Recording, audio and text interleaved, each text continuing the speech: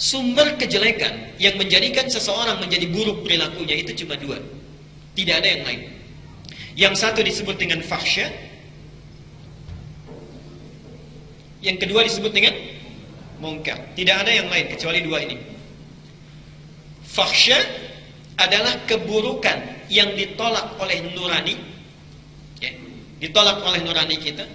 Bentuknya bisa banyak, umumnya kepada sesuatu yang kotor. Gosip itu fahsya, gibah itu fahsya, pornografi itu fahsya, porno aksi itu fahsya, ya. Membicarakan hal-hal yang buruk itu fahsya. Maaf, selama ini ribuan kali kita sholat, berapa kali seringnya dengar gosip? Orang sholat seharusnya menjauhkan dia dari fahsya. Kalau selama ini kita sholat tapi masih senang membicarakan orang lain, senang melihat kejelekan orang lain, senang mendengar tentang keburukan orang lain, berarti ada sesuatu yang belum sempurna dalam sholat kita. Jelas di sini? Satu. Yang kedua, mungkar. Mungkar itu sesuatu yang diingkari oleh hati kita.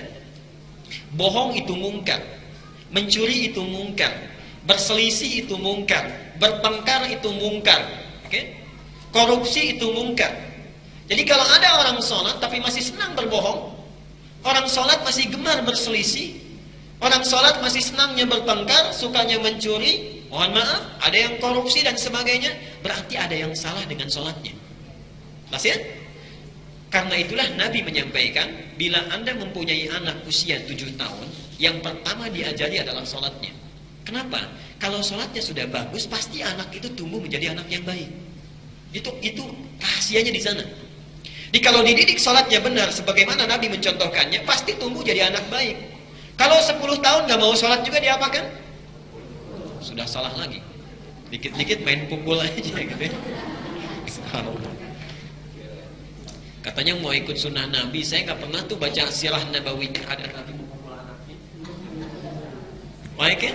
Hasan Hussein, Nabi sedang sujud, naik ke punggungnya, apa tiba-tiba berhenti dipukul dulu? Kan tidak, ya? Malah diteruskan kan sujudnya. Ayo lihat ke sini ya. Di persoalan kita ini banyak istilah yang sampai ke Indonesia tiba-tiba jadi berubah. Daraba itu punya dua arti. Asal kata daraba itu bukan memukul. Daraba itu artinya membuat contoh yang menjadikan kita paham. Membuat contoh yang menjadikan kita paham. Okay. Al-Baqarah ayat 26. Ayo. Yang bisa acungkan tangan. Kalau nggak bisa nunduk aja.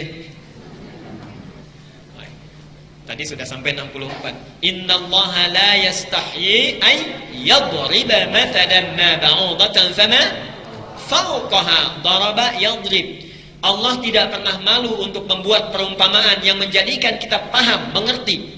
Memberikan contoh yang membuat kita mengerti, walaupun itu harus ditunjukkan dengan nyamuk.